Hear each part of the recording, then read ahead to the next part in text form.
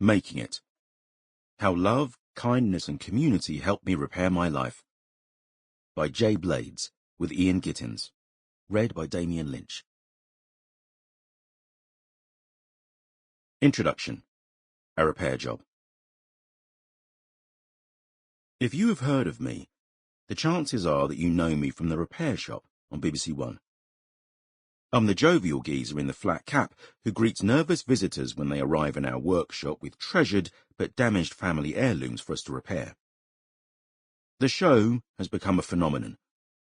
It started out tucked away on BBC Two, but has now moved to evening primetime on the main channel as millions of viewers tune in each week to watch our team of talented experts restore old chairs, clocks, toys, and other much-loved objects in need of a little tender, loving care. The Repair Shop works so well because it's not just about fixing broken stuff. It's about love and wonderful family stories and triggering the precious memories buried deep in those damaged artifacts that can often have both our visitors and us repairers in floods of tears. I'm the guy at the front who jollies everyone along and keeps things moving, and yet I often tell people that by far the biggest repair job on the Repair Shop is me. I must admit I have had some seriously nasty knocks and scrapes along the road to where I am lucky enough to be now. One thing I have learned from the Repair Shop is that everybody, and I mean everybody, has an amazing life story. Scratch just beneath the surface and brilliant stories fall out of heroic endeavours, passionate love affairs and vivid experiences that people will never, ever forget. I'm no different. My story is not unique. I'm not the first or the last person to be raised by a single mum with an absentee father. I'm not the first guy to face racism, to go badly off the rails in his teens, or to have kids before he was ready or mature enough to raise a family. I've been more than a little bit naughty, and I could have turned into a proper wrong'un, but I'm relieved to say that I managed to turn my life around. And the impulses that help me to do that are the same ones that power the Repair Shop: love and family and community. Before I got into TV, I had another life. Actually, I had a few. I worked with homeless people and with would-be delinquent teenagers. I was a community worker and a philosophy student.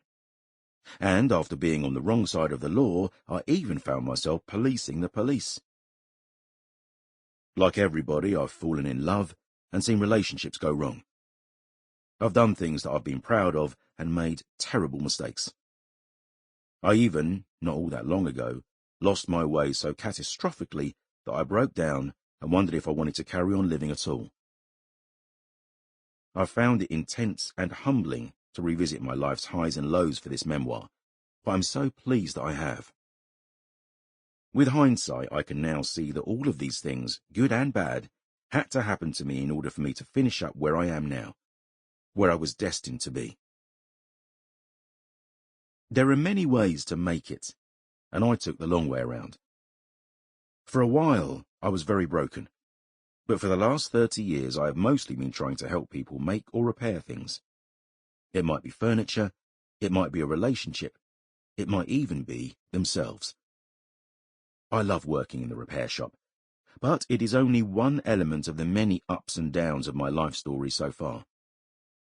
This is the story of my repair job, of how I made it. I hope that you enjoy it. Chapter 1. That Ridley Road Look. Let's get this straight from the start. This book is not a misery memoir. It could not be further away from any of that "oh, woe is me" stuff you sometimes read. Whenever I think back on growing up as a little boy, I find a big smile spreading across my face. My childhood was beautiful. That doesn't mean it was easy. I was brought up by a single mum in Hackney, which people always describe as a poor part of London, although it didn't feel that way to me. We had our hardships, and there were times that we didn't have a lot of food and didn't have a lot of money. But that never stopped me having the time of my life. My memories of childhood are of playing in the sunshine with my mates. Sample complete. Ready to continue?